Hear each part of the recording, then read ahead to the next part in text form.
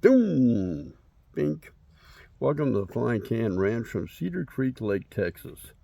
Now, I want to go over something. It's going to be kind of a redundant review a little bit. I got to be real quick because I've got to make a quick groove up to Mesquite here very soon, pick her up. So we'll go over this very quickly. What I want to talk about today is another Slavia. Now, I reviewed one of these in 177 caliber. We'll go down the line here, and you can tell that this one here looks pretty much identical to the other one. I mean, identical. So, real quick specs is these were made in Czechoslovakia, and this is the model 622. So the overall length is going to be about 35 3/4 inches. Barrel length is going to be 13.3/4, and it weighs in at about, to me, probably no more than 6 pounds. They're very, very light, and they're very, very, almost like a youth gun. I mentioned that before. Again, there's a little checkering on this back here. There's no rubber butt pad. You have the wood stock, which you can tell has a lot of patina to that. We'll come down here. There's no safety on these that I could find. It's an all-metal trigger, all-metal trigger guard. You have a sight that's set up for elevation only, and I think this is the older one again, because it's got the punched-in type blade instead of the post sight, and the business end is more rounded off, more beefy looking than the newer model.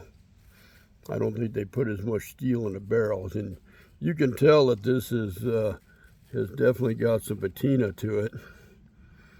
Now, I saw one of these with a scope on it. Again, I'm not quite sure how you do that. You only got a little bit of teeth there to put something on.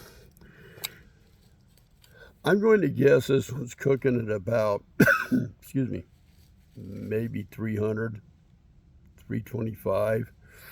And something I did do when I first got this was, and why I didn't review it sooner, was I left it locked and I pumped a bunch of oil. I can tell I'm going to get disturbed in a minute because somebody found a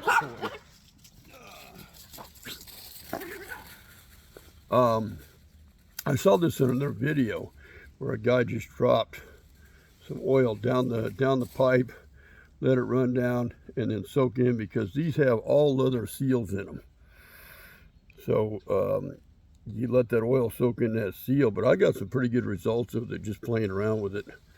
And I want to share that with you.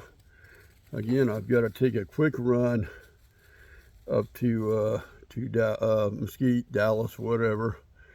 You know, it's a Highway 635 and risk my life. But I just want to cover that real quick. You know, just like the 177, it's got a little finger groove right there.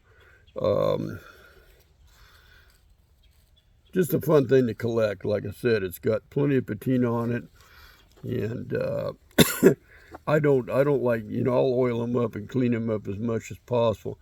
I don't really like to restore things like this. I mean, I could take it apart, redo the stock, and I've got a 177, someone else painted it black, Crossman 760, and I'm going to redo that stock and kind of leave that one alone. I haven't reviewed it yet, or maybe I have. But I'll just go over this real quick, share it with you, and then I am going to post this up, and I got to get on the road. That's how we do it at the Flying Ranch. We will catch you later.